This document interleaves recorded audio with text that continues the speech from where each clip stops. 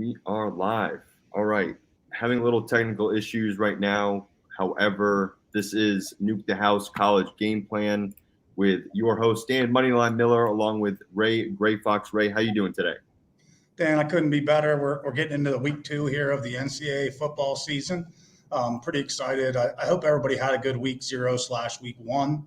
And I don't know if you knew this is an interesting stat or point, Dan. I don't know if you were aware that this week in America, orthopedic surgeons have the highest rate of patients of any other week. Can you believe that? Not the winter, not the sports season. It's actually why I call this knee-jerk weekend. You're going to see a lot of people make presumptions, assumptions, whatever the case may be, about last week's results and where they think that takes them. Again, it's knee-jerk. It's a 2 tickets on the knee-jerk city bus this week. Let's just take a look at Mississippi really quickly. They blew out, I think it was Furman, by 70 points. I actually, for fun, I don't use games versus 1AA opponents in my ratings, but I just plugged in their numbers just to see where they would be at in their ratings, and they would be around a plus 47. So to give anybody an idea where that lands, if you're a plus 30, you're usually an undisputed national champ. If you're a plus 25 to 30, you're usually in the playoff. So plus 47 has never happened. They would cancel the season if someone had that rating. So orthopedics busy this week with the knee jerks. I saw somebody on X that moved Mississippi's rating up 5 points due to that win against mighty Furman. So folks, be careful again, tread lightly. We're still early on into this. You're still making more assumptions than you have data. So you just want to be careful. Teams like Mississippi and Mizzou, we do expect bigger things out of them this year, but last week to me doesn't change my rating of them whatsoever. Awesome. Yeah. I mean, it's just really interesting. There we go. Thank you for that technical issues. And here we go back, ladies and gentlemen. This is Ray Greyfox. I'm Dan Miller, and this is your college football action game plan. College football game plan is the show here today. And Ray, just another note I wanted to bring up before we start the show. Another big upset in Virginia Tech. What happened with them? That one, like I said, that was sort of a barometer as to whether we see. So just like we just talked about, right? Everybody's super high on Tech, 21 returning starters. Obviously, Brent Pry, he's turning the program around more organically, recruiting in state. So I did consider that a barometer game. But then let's be honest again. Yeah, it's Vandy, but it's an SEC team. It is an SEC road opener. So how many ACC teams pulled that off? Go on the road and beat an SEC team. Yes, I get it. I know who Vandy is. This is where you've got to turn things around this week, and we'll cover that game later in the show. But what I didn't like most about that game is what do you like about 21 returning starters? You like the guys have loyalty to the program. Your starting quarterback's on the sideline. Last play of the game, they're throwing it up in the end zone. I mean, you just hate to see that. You hate to see them the weather, the heat kind of factored in with cramping there. So, again, let's not knee jerk. It's, I think I have a note on the VT loss. Blacksburg is now called Panic Town because, everybody's freaking out that they lost to Vandy. I'm not going to hit the panic button yet personally. I'm going to go ahead and wait and have a wait and see how they do today. I think it's 4:00.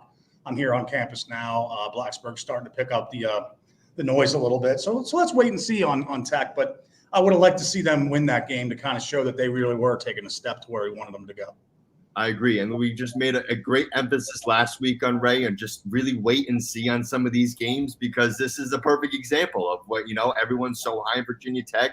We really haven't seen them to begin the season, and they kind of go out there and lay a little goose egg. And now people are kind of jumping ship when, wait, you shouldn't have been on them to begin with, right? So now we're really diving into week 2 lines here and a couple of best bets here. So let's start off the slate with a really high-key game, 2 ranked teams between number 3 Texas laying 7 points here at number 10 ranked Michigan, who is plus 220 on the buyback, over under 41.5. Ray, talk to me about this game.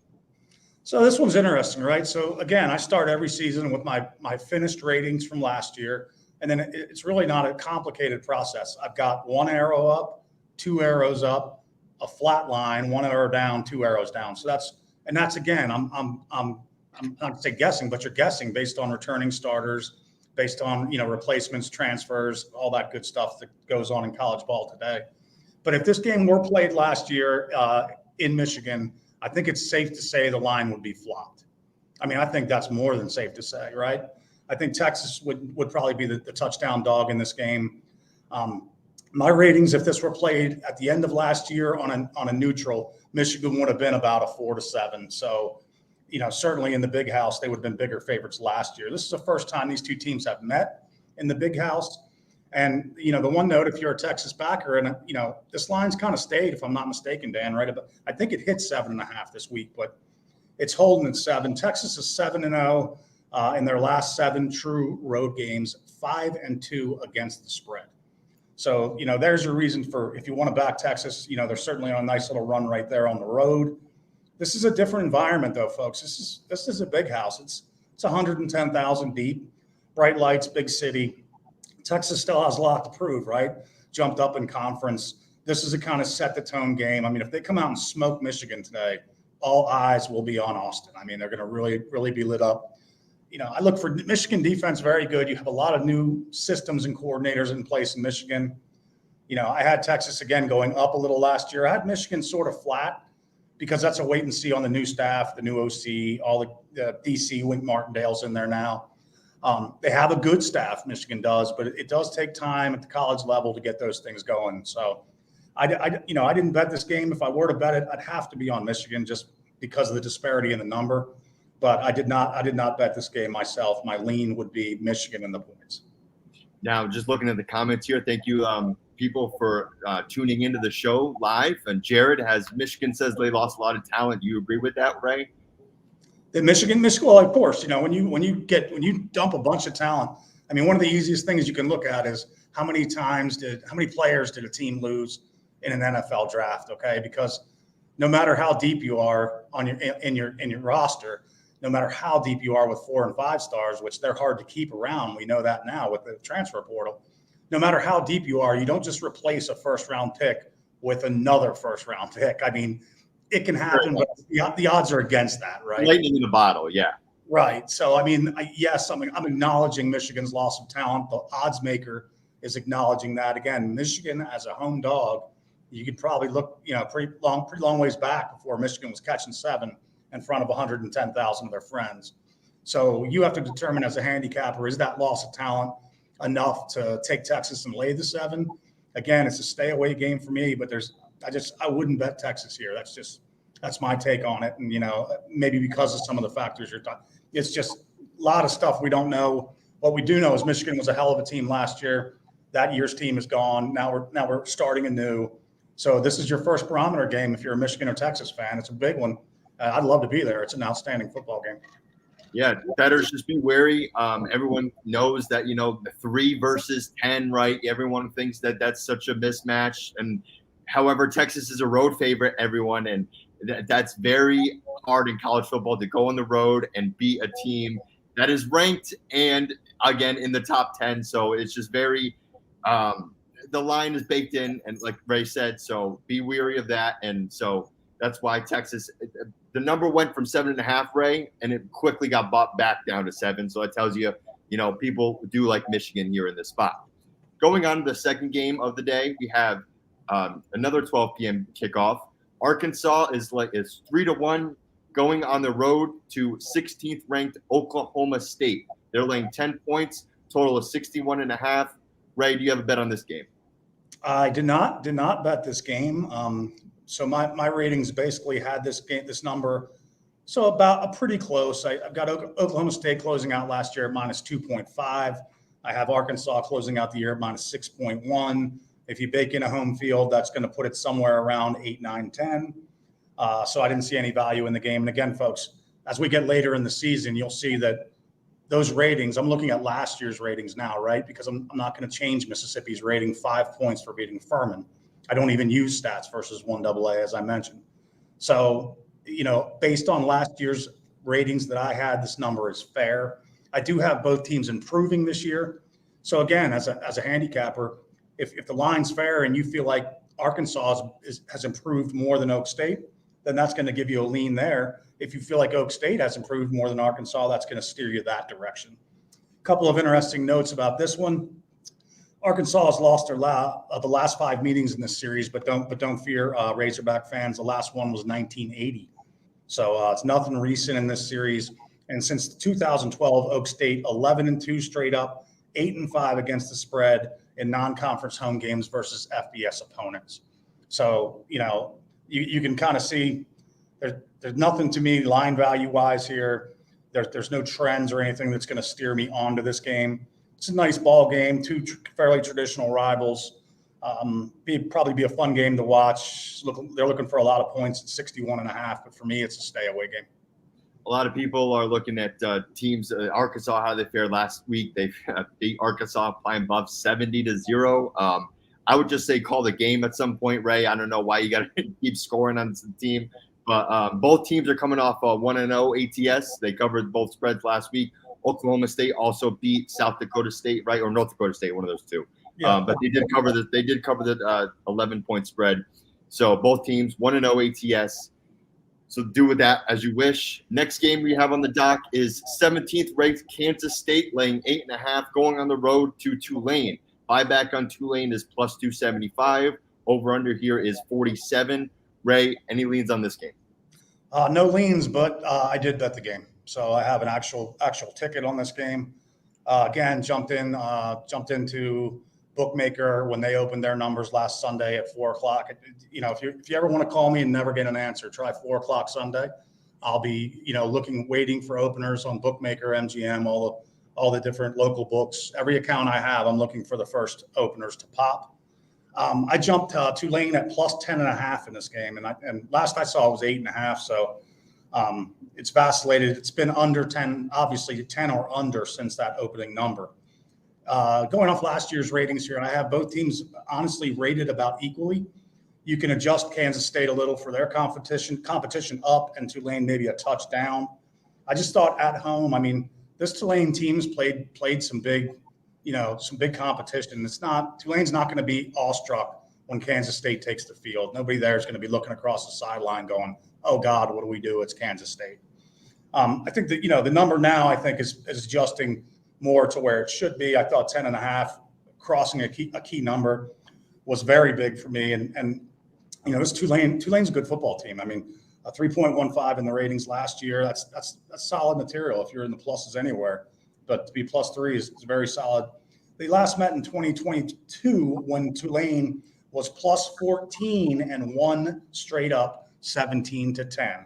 So again, that was only a couple years ago. So there's guys on this roster that have seen this team before. They were double-digit underdogs and beat them outright. Tulane 5-3 against the spread versus Power 5 since 2018. So again, Tulane, a non-Power 5, plays Power 5 teams. They're 5-3 against the spread versus those Power 5 teams since 2018. I thought it was a ratings advantage. I thought it was a situational spot. I get the home field. I get the hook on the 10. So, at 8.5, it probably wouldn't be as big of a jump for me, but in no way would I look toward the Kansas State side in this ball game. I'm on Tulane with a ticket at plus 10.5, and we'll obviously be watching and rooting for this one today. And just another thing to note, ladies and gentlemen, another ranked team going on the road, which is another favorite, and we see in the college football, that is such a big deal, and it's very important to us handicappers. So just another note on that. Ray plus 10.5, Tulane bought back to now 8.5, and still Ray seems to still like that game. So we're moving on to the next game here. Another situation for a ranked team on the road. This is Georgia, ranked number 23, ranked Georgia Tech. They're laying 3 points, and they're on the road at the Superdome. I think something dome. The Syracuse. They're going to fight the Syracuse Orange. Syracuse is plus 124 on the buyback. Bookmakers think that we're going to see a lot of points here, Ray. Total is 61.5. What do you have on this game? I see 61.5. The odd thing, obviously, Georgia Tech's 2-0 start is what's burned them into the rankings, right? They were not a preseason ranked team. They were dogs against FSU and Ireland. I think they had Georgia State, if I remember right, last week, and that was could have been a trip up spot for them. Brent Key handled business again. So obviously Georgia Tech's rating has gone up in the public's eye. That's why you see this road spot favorite against Syracuse. A couple notes on the game. Syracuse 1-4 straight up, 3-2 against the spread versus Georgia Tech since 2001. And the visitor in this series 0-3 straight up and against the spread. So you have a series trend here that's 0-3 straight up and against the spread and a road favorite. So my ratings had this game. My ratings kind of agree with this number if you give the adjustment for Georgia Tech's 2 wins and one of them being FSU, which now we don't know how to rate that win, right? So it's a neutral field win against the Florida State team that goes on to lose outright to BC. I told you to watch Boston College last week, right? You can't defend the run. FSU can't defend the run, and both teams exploited it, and that was sort of to be expected. If you ever look at, we talked about it last week, Georgia Tech's head coach Brent Key, former Alabama O-line coach, you had to know they were going to run it. FSU had to know that. They got run over. They go to Boston. They play Boston College. If you think of 2 things Boston College known for, it's Doug Flutie and huge offensive linemen. They have recruited great O-lines through the years. It never stops. So you had to know they were going to run it. So for them to know that and still get beaten those 2, that drags down whatever you're raising Tech, it's probably bringing it back in the ratings a little bit because, again, a non-Power 5 win last week, that doesn't really rock the boat. So I did not bet this game. I do have Syracuse. I have a plus arrow against Syracuse rating. So if we factor that in again, if I leaned anyway, it would be Syracuse in this game, but my money is not on this game personally. Dan. Sounds good. And ladies and gentlemen, if you're watching us on YouTube, Twitter, wherever, make sure you hit that like and subscribe button on our YouTube. Again, turn on post notifications. That really helps us. And NukeTheHouse.com offers real-time in-game sports betting notifications, pre-game bets, and we're up over 200 units this year. All plays are tracked. If you use code Lisa Ann, yes, that is for a 1-week trial. Use code Lisa Ann, 1-week free trial. I used it, so moving on to the next game here at the 12 p.m. slate. We have Pittsburgh plus 110 at Cincinnati, laying 2 points. Over under 63.5. You have any thoughts on this game, Ray? So this game priced out about exactly where I would have had it if it was the last game being played last year. Odds makers obviously expecting a lot of points in this one. Interesting notes here. Pitt 3-8 against the spread off a straight up win. So they're off a straight up win and they're 3-8 against the spread, and that's over the last 2 years. So under their current head coach, they're not very good against the spread coming off a straight up win. This is the 14th meeting between the 2 teams. Cincinnati has won 5 of the last 6 in this series, including beating Pitt 27-21 last year at Pitt. So Cincy coming off a straight up win last year. I have both teams improving a little this year, which jives with the number. I think I saw Cincinnati 2. Is that correct, Dan? Yes, Cincinnati's laying 2 points. Correct. Yeah. If you look at my ratings last year, 6.4, 3.9, adjust a little for home field, and both teams improving a touch. And where do you land? You land on about 2. I think if this game would have hit 3, that would have created action on the other side. I think the number's fair. For me, it's a stay away game. Odds makers expecting a lot of points. Cincy, they're a recent hot team in the rival against these rivals. They're not too far apart. So stay away game for me, but probably a pretty fun game to watch there. And in the bounce house, I believe they refer to Cincinnati Stadium as. And those are 2 unranked teams, so a little less profile game there. But, money is money, ladies and gentlemen, so that's why we're talking about it. Now we're moving on to the 3:30 p.m. slate on East Coast time. Baylor, another unranked teams. Baylor plus 490 on the road. The Utah Utes minus 14.5, over under 55. Anything on this game, right? Yep, another game that I bet this week. I got into Utah on the early number at 13.5. I knew there was no way that line was going to go the other direction. I've got 2 up arrows next to Utah's rating. Last year, their rating wasn't that high. They're a good football team. They traditionally have been. +1 in their rating. I had Baylor at -9. So again, this sort of odds-wise, if you just played it at the end of last year and they were in Utah, you're talking about a 10-point disparity in rating and about 4 points for the home field for Utah. And look where the line is. It lands at 14.5. My ratings as the season goes on, about 70% of the games on the slate I just cross them out once I see the number because my ratings have it as correctly priced. I'm not going to fight my way into a bet. I mean, just to talk briefly, I'm going to give you guys 2 quotes in this show today. And if you can let me know on Twitter, I'll give it to you again on X. At the end of the show, I'm going to give you a second one.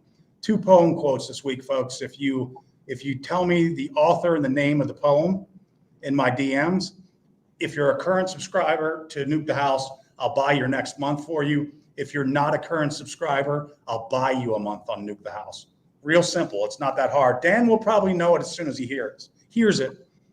But listen, I bet, folks. When I say I bet a game, I have a ticket on the game, and I'm investing my money. My style is at the start of a season, I have a bankroll, and I push that bankroll into various accounts, and then I'm betting between 1% and 5%, and that'll go up by mid-season. Almost all of my bets are in the 4 to 5% range. Early on, I'm in the 2 to 3%. But I mean, I'm trying to help you guys become better bettors, right? So, if you want to jump on X or whatever, my DMs are open. Somebody that jumps on there like, dude, you suck. You lost this game. They got blown out. You're an idiot. You're not going to get a response from me. I'm fine with that. I'm not, the critic doesn't count to me. I've pushed my money in. I'm here to try to help people get better. I'm trying to tell you how I do it. Not that it's the best way, but it's a way. And I hope that you people can try to pick something up. Those of you that want to learn, my DMs are open. You can ask me any question. Don't ask me what I bet. If you want to know what I bet, get Nuke the House. You'll get every single bet I make. But I'm trying to make better. So I'm not really concerned with the people that are going to criticize my losses, even if they're going to praise my wins, right? The quote this week, the first quote, you need to learn to treat triumph and disaster as the imposters they are. Treat triumph and disaster as the imposters they are. 0-5 and 5-0. Okay, I'm going to have an 0-5 week, maybe, probably. I don't know if I will or not, but it can happen. I can have a 5-0 week. Done it many times. Okay, had more 5-0s than 0-5s, but I'm not going to jump up and down and pound my chest when I go 5-0, and I'm not going to curl up in the basement when I go 0-5. You have to be even keeled about this. So just trying to pass on some betting, knowledge to our people that are watching and trying to become better bettors. I'm looking for 55% on the year. If I hit that, I'm very happy. I've made money on my investment that I pushed in. If I hit 60%, it's lobster, oysters, ribeyes. I'm bringing a band into my field. Yeah, it's a blowout party. 60% is a blowout party. So you'll never see me. No one can pull up X and be like, Ray said he was up 280 units. Or Ray said he was 88-7 in his last 95. I've never done it. I never will do it. And I'll never claim to do it. So try to understand. Winning money is very, very hard at this. It's very hard at sports betting. You're trying to go 55%. So this is a game I bet. And again, I'm not hiding from that. I bet it. I got a good number of 13.5. Last year in Waco, Utah won 20-13 in OT. And Utah, 18 straight non-conference home games versus FBS. Have won 18 straight non-conference home games versus FBS and are 10-7-1 against the number there. So my ratings had a little edge on Utah, double arrows going up. So I have their record getting, much stronger this year. And, I think they jumped to a Power 5, and I think they're favored to win the conference in most books. So I think they're the choice to win that conference, or certainly a top 2 choice. I like Utah at home this week. I think this is the kind of game that they could roll up on Baylor. And you got 12.5, correct, on that? Current? Well, current number is 14.5. What did you get? You said I got Utah laying 13.5. Got you, 13. 12.5. It was under 14. That's what I jumped it. Yep, makes sense. That's why you should, listen and get lines early because they always move. Utah minus 13.5 is the best bet for Ray.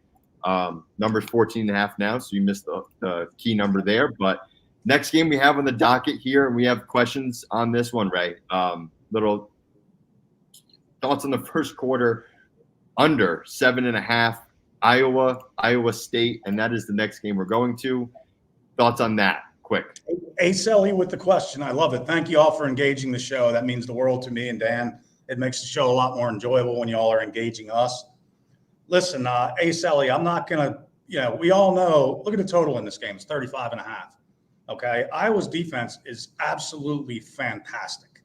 They have a fantastic head coach and a great home field edge. Nobody's sitting around looking for a ton of points. The only caution I would give is that everybody is basing their Iowa thoughts on last year's offense. And this is not your older brother's Iowa offense.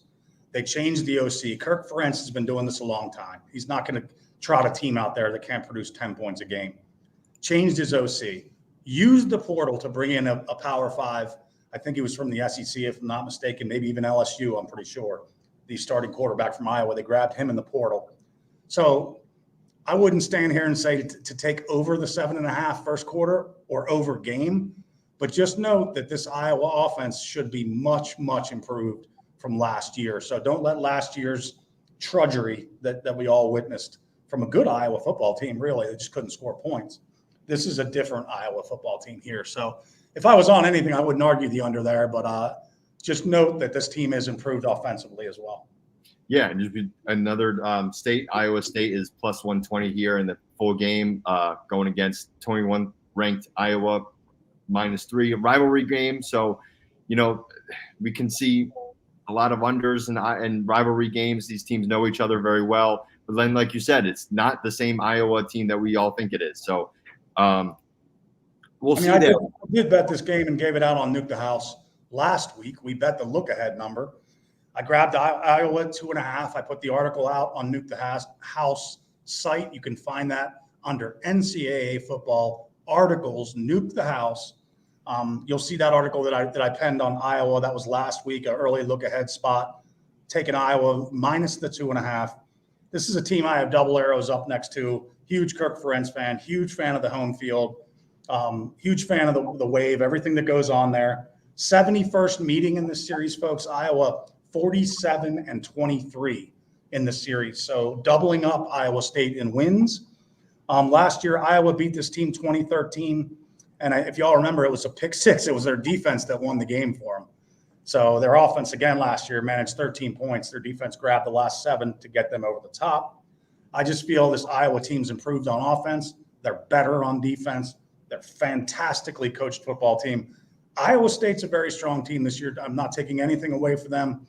But I bet Iowa 2.5. That was a value bet on a team that I had rated going up in my ratings. So again, all I'm looking at is what I see: returning starters, transfer portal guys. I saw them as an improved team. I thought 2.5 was too good to be true. I don't know if there's 2.5s out there. Dan's probably looking at a screen right now that'll kind of give him a market-wide price, but I think it's sort of settled at 3 at this point. But yeah. I'm on Iowa minus the 2.5. Great football game. Really looking forward to watching it.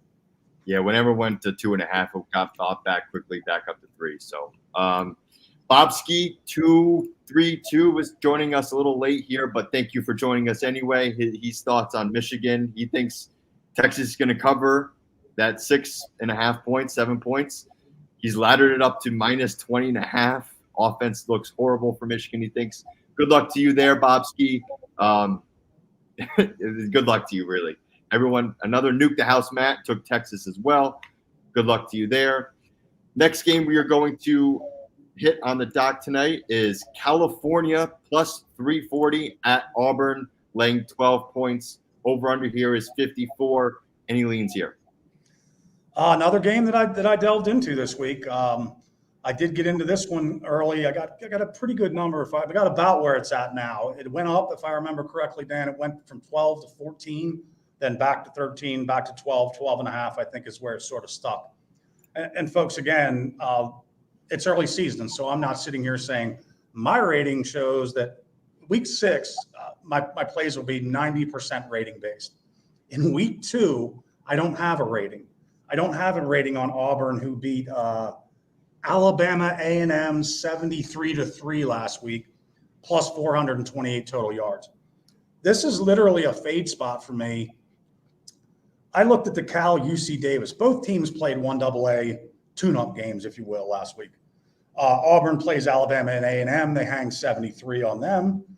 Cal plays UC Davis and beats them in a close game. And California was minus 23 total yards to UC Davis in that game. when I see something like that, you suddenly put yourself in a prove it spot to me. How can I not bet Auburn here if Cal's got to outgain Auburn to beat them here? Well, I think we'll all agree.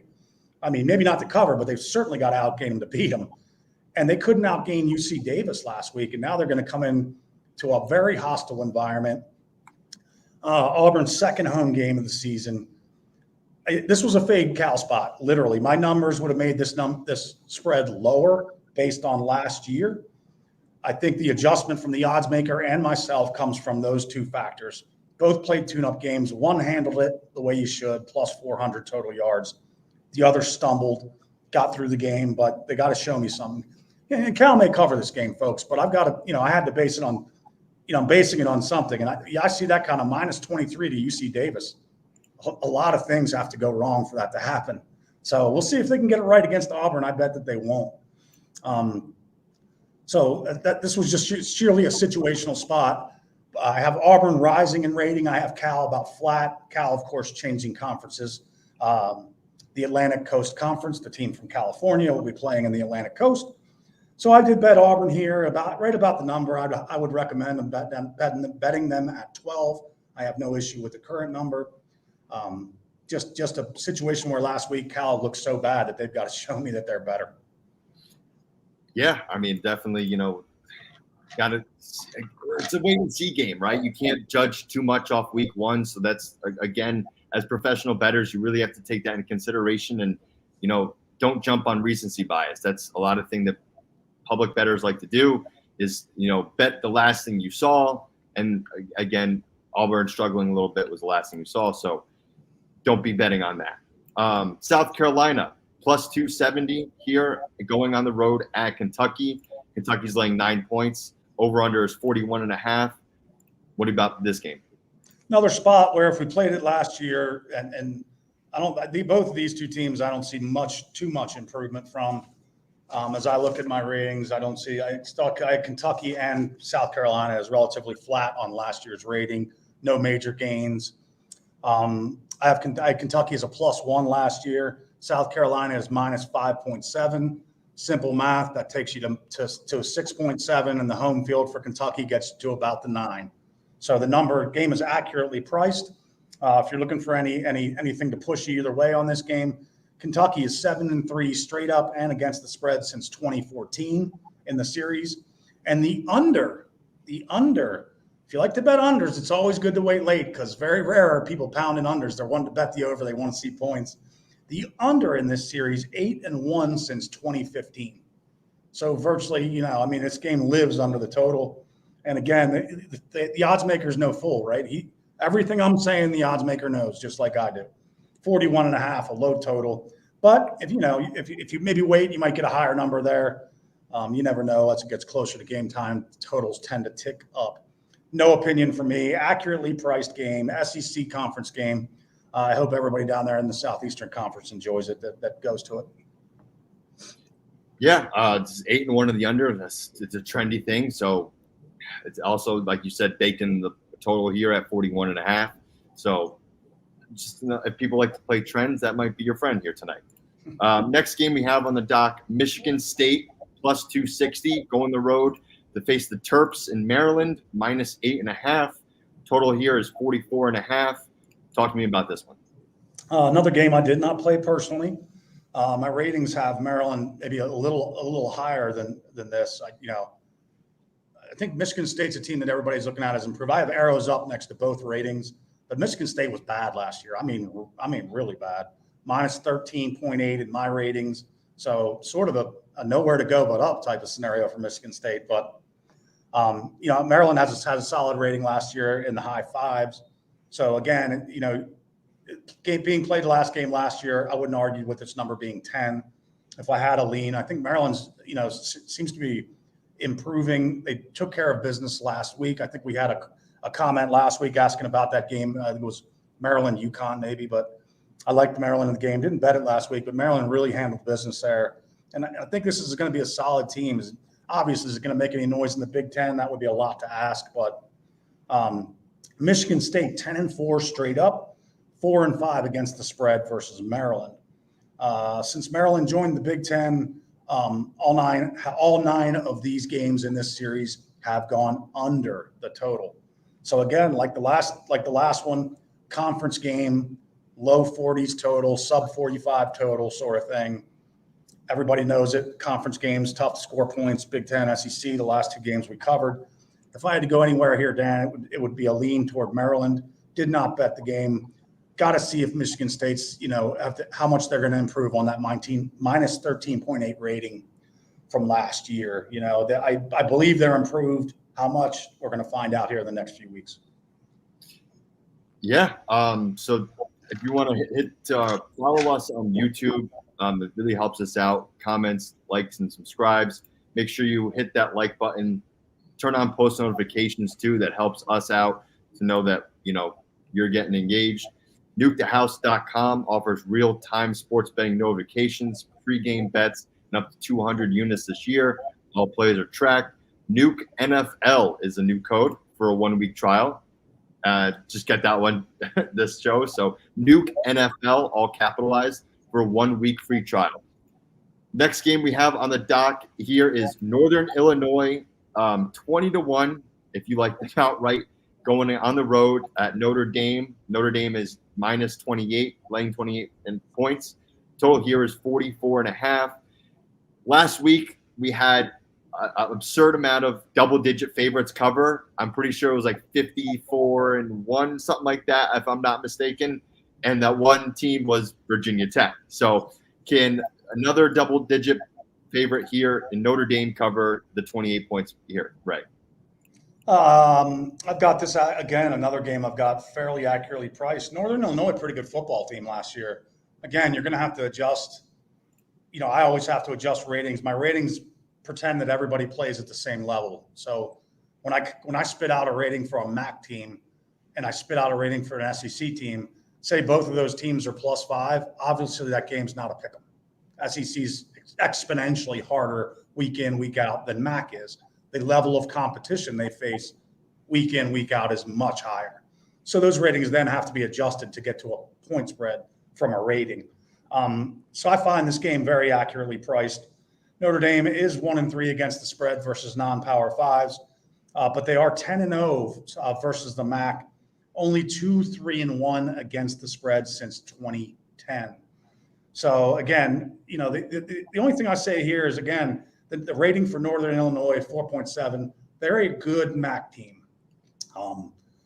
But playing MAC week in and week out is not going to South Bend and a packed house and playing a Notre Dame team that I would say most people agree is improved this year. And they have a fantastic defense. So interesting total to me. I think if you're looking to bet this total, the question is more, what can what can or if Northern Illinois can score. And if you're going over, you have to be prepared in this game to say, I'm going over because I think Notre Dame scores 48. Because with the Notre Dame defense, Northern Illinois got a decent offense. I'm not down talking them at all, but they're greatly outclassed here versus a Notre Dame defense. So if you do bet over the total, my question would be, do you think Northern Illinois can score? And if not, do you think Notre Dame can hang 50 on them? So game I did not touch. Good luck to everybody who did. I expect Notre Dame to take care of business today. Yeah, so Notre Dame won that game last weekend on the road, I'm pretty sure. Now, do you think that might be that was in your city, wasn't it? Yes, it was in Las Vegas. Yes. So do you think that might be a little letdown spot because it was such a close fought game last weekend?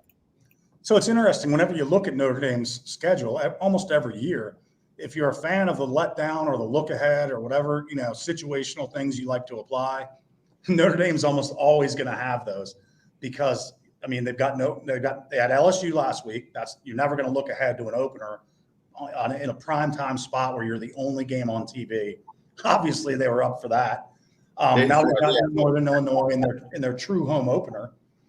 So home opener, do you look ahead on a home opener? Do you let down on a home opener? I hope not. But you're going to see that in Notre Dame's schedule regularly because they're going to play Air Force, Army, Navy, Northern. That's almost half their schedule. And the other half of their schedule, they're playing big-time schools. So you can always apply a look ahead or a letdown to Notre Dame. But how well they're coached will tell you very early whether those spots are applicable or not. Good point, Ray. So now moving on to the 4 p.m. Eastern games, we have UTSA.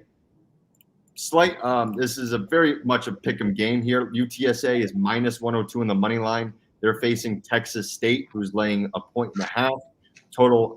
People think we're going to see a high scoring game here. Total is 61.5. Any leans on this one? This one, oddly enough, I had starred in my preseason research. And the reason I did that is, as you all know, we're going to a 12-team playoff now. So with that 12-team playoff, there is guaranteed to be a non-Power 5 team in that 12-team playoff. These are two contenders for that spot. Clearly, both should be favored or are at the top of the discussion to win their conference, which they'll have to do to be the representative for non-Power 5 going into the 12-team playoff. Unfortunately, the odds maker was plenty sharp on this one. I think the game, I have the game handicapped quite literally at that number, the number that it sits at right now. So I had UTSA last year 5.7 in my ratings. Texas State was 3.7. If you cook in the home field there, where does that leave you? Texas State 1 pick. The only odd thing about this is you have a favorite in this game who's never beat the other team ever. 0-5. So Texas State favored. I do have the arrow up next to their rating. So again, I agree with them being favored based on the numbers, but they've never beaten UTSA. So if you're betting on Texas State today, you've got to have some good reasons to do it because they know they've never beat them. I'm pretty sure they're well aware of the fact that they're 0-5 straight up versus this team. Both teams know what it's for. This will be a game that if they both end up at 11-1 type of seasons, 10-2, 11-1, that one loss in this game will be the one that would probably keep them out of the dance. Last year, UTSA lost 20-13. Texas State won 20-13. UTSA won 20-13. So to me, it's a stay away spot. You've got to have a lot of reasons to book Texas State. It's a really underrated football game because I do think there is a chance that one of these two teams ends up in the 12-team party at the end of the season. So it's certainly a game that I'll have eyeballs on and an interesting game, but unfortunately, numbers-wise, it leaves me no room to bet. Yeah, I mean, if you're looking at, Texas State, they've never beaten UTSA, and now they're a favorite, so that really doesn't make sense. And bookmakers, they do know stuff. Like they're not stupid people, so there's a reason they're favorites here, ladies and gentlemen. So stay away from this one if you don't have a complete lean on it or a really strong edge. Next game we have, actually hitting the comments here quick. Vegas or Nuke the House, Matt, has a lot of money on the Pittsburgh-Cincinnati over. Do you like that play, Ray? I said there, nothing's going to surprise me. It's not going to be a game where I'm on the under, that's for sure.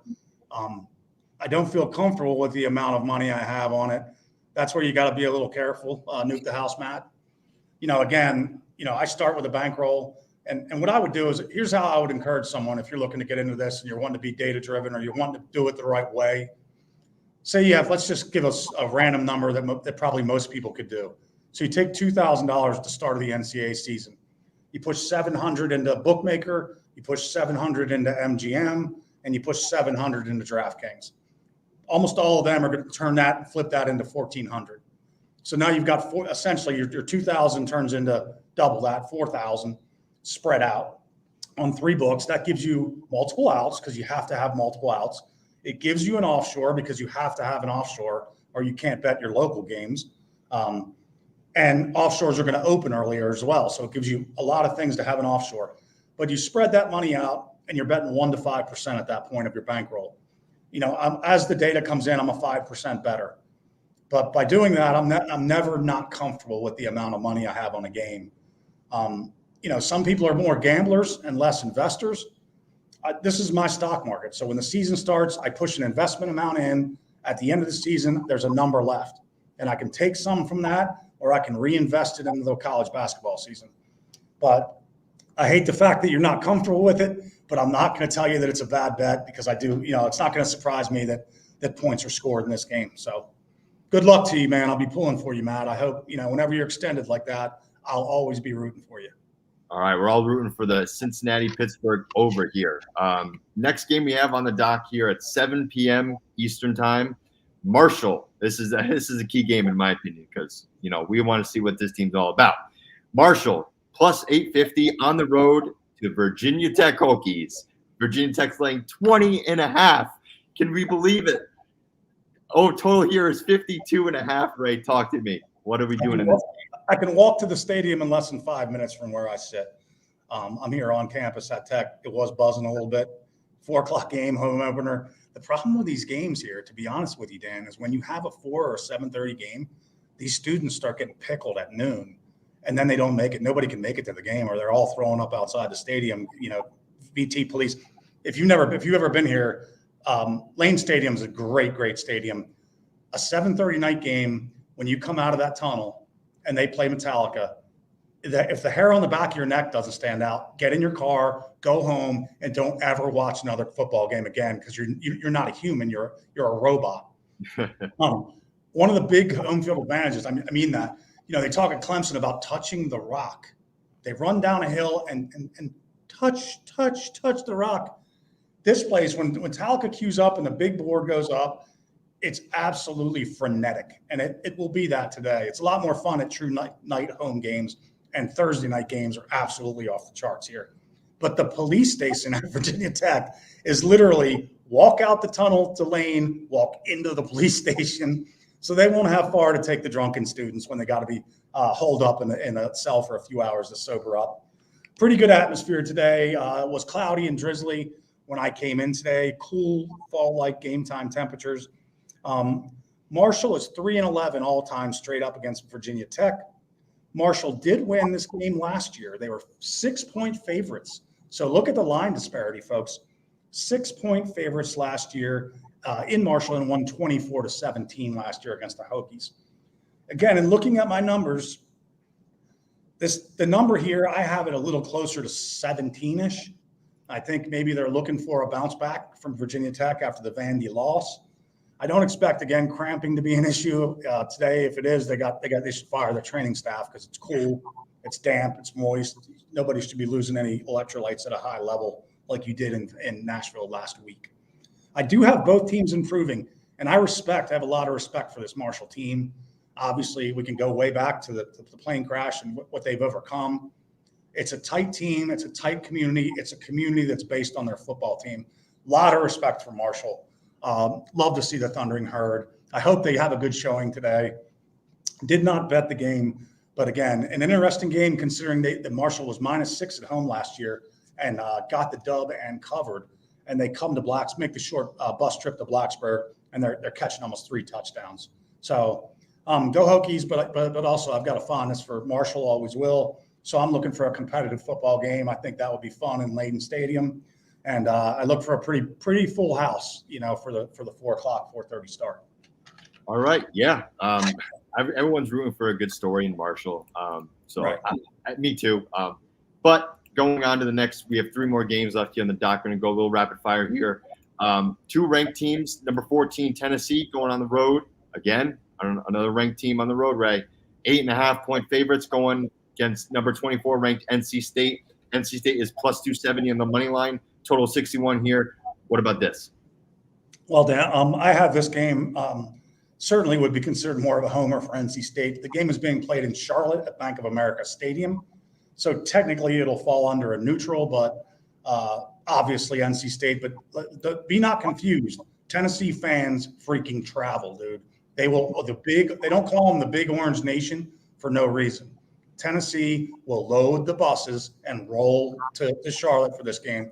So it's a little different than if it was played there at NC State, okay, as far as crowd, percentage of crowd. I think you're going to get a pretty decent Tennessee number in attendance here in Charlotte at Bank of America Stadium. A game I did not bet. Tennessee is 6-1 straight up, 5-2 against the spread versus the ACC. So SEC, ACC bias there. Tennessee obviously 6-1, hanging that number against the ACC. Again, the odds maker knows that they're not 8.5-point neutral favorites for no reason. These last two teams haven't met in a while. It's been almost 12 years. 2012, 35-21 Tennessee on the final.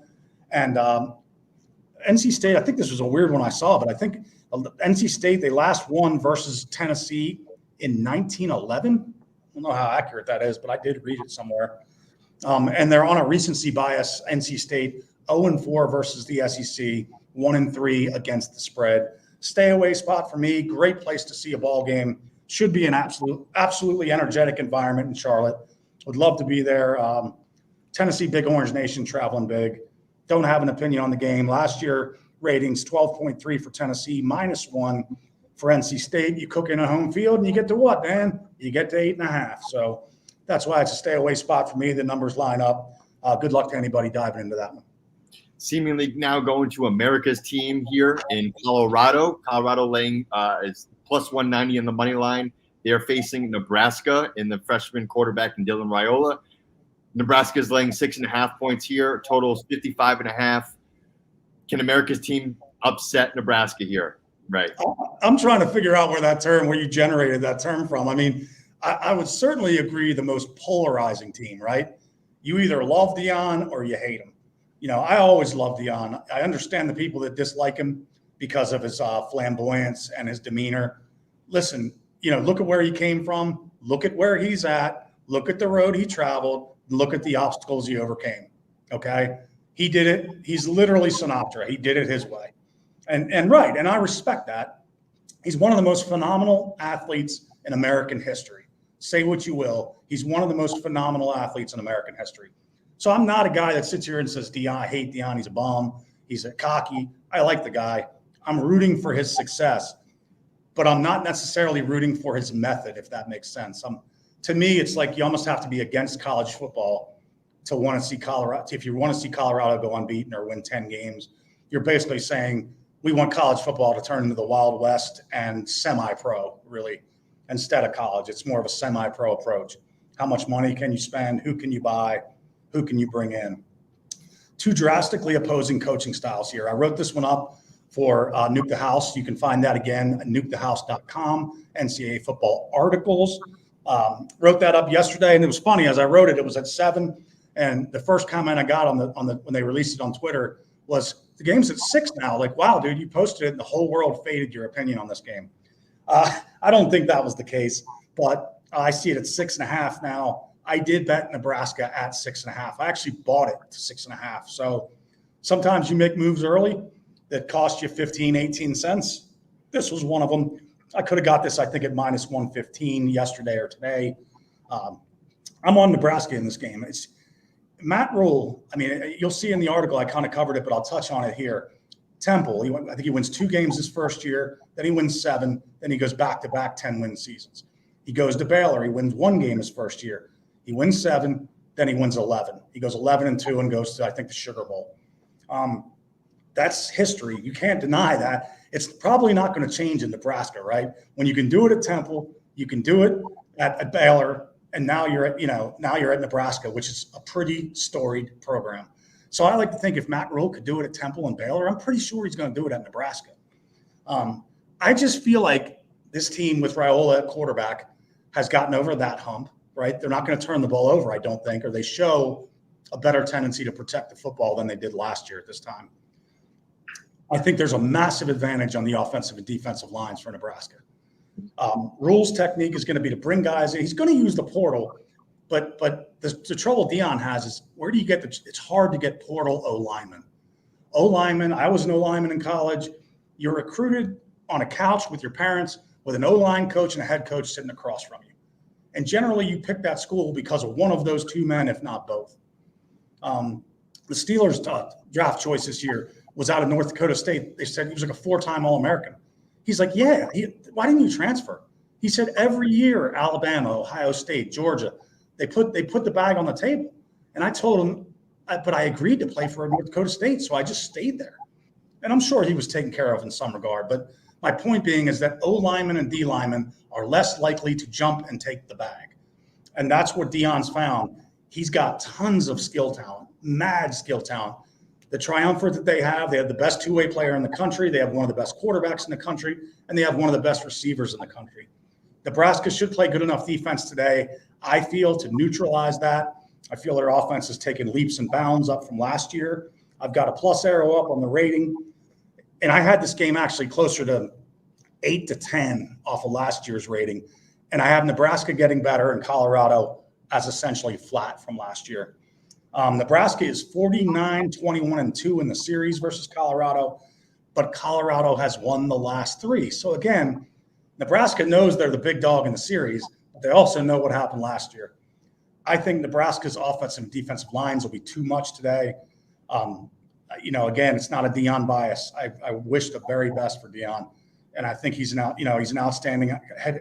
outstanding athlete who's taken on some head coaching challenges. We'll see how it works out in the long run. Will he be the next head coach at Florida State? That was a hot button topic this week. We'll see. But this week I did bet this game. I took Nebraska laying the 6.5 in Lincoln, and the ratings show it. Everything I'm looking at on the side shows it. So we'll be behind the Cornhuskers today, looking for a big effort. And just want to point out, when people play Colorado, everyone knows the TVs are going to be on them, right? So they're going to try their absolutely hardest in every time they play Colorado. So it's not like Colorado kind of signed up for that. It's just, the nature of how they are and, because everyone's got eyes on them, right? So if you beat Colorado, you got eyes on you now. So that's kind of the mentality, I think, over the last 2 years, ever since Deion's been there. So Colorado's always going to be in the high pressure games. And, when they lose, people are going to point fingers. And when they win, people are going to point fingers. So it's just a, very marquee game, I think, this week. Moving on to the last game of the dock we have at 10 p.m. Eastern time, Boise State plus 750 going to number 7 ranked Oregon. They're laying 19 points here, total 61. Can Boise State cover here? Right. Interesting game. We talked about it briefly in the studio pre-show. I'm sure if you just ask most people blindly, college football fans, if Oregon Boise has a history, which way is it leaning? I'm sure most people looking at the current states of each team would say Oregon. Oregon 0-3 straight up and against the spread versus Boise. So again, Boise's never a chump. Boise has not been a chump for a long, long time. We all know that. They can compete against high-level FBS teams.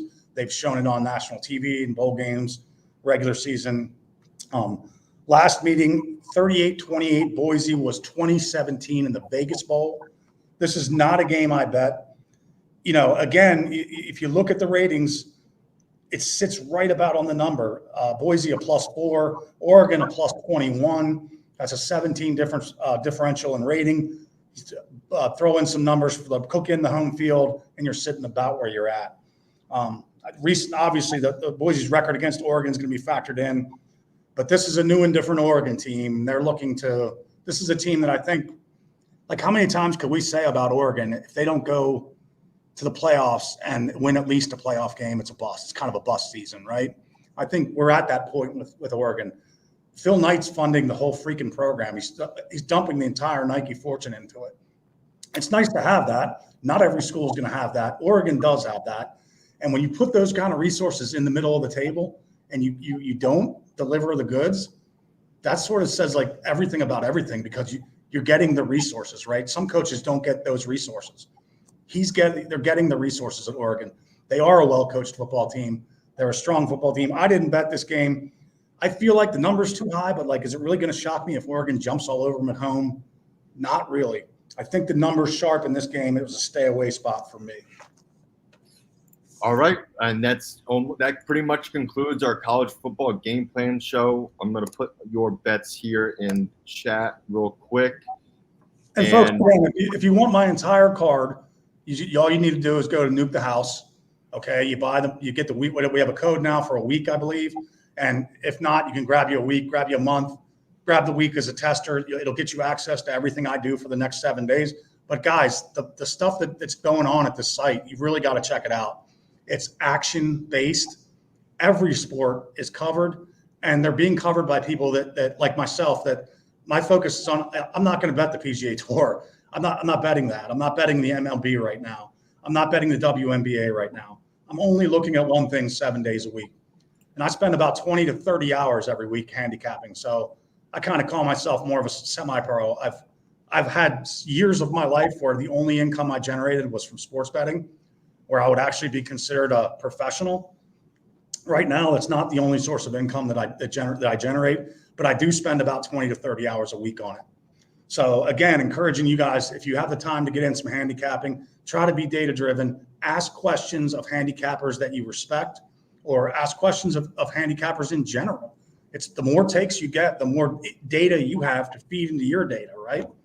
So I'm here to make everybody better. I'm not here to proclaim being the greatest handicapper. I'm not that. I'm going to lose games. My goal is to win 5.5 out of every 10. That's my goal. If I win 6 out of every 10, I mean it. It's a blowout keg party with band and good food. I'm going to wrap it up, Dan, with the second quote from the same poem. If you DM me the author and the name of the poem, I will buy you 1 month at Nuke the House. If you're not a subscriber, I'll buy you an additional month if you are a current subscriber. So I gave you the one earlier. If you didn't see it, rewind back, you can catch that.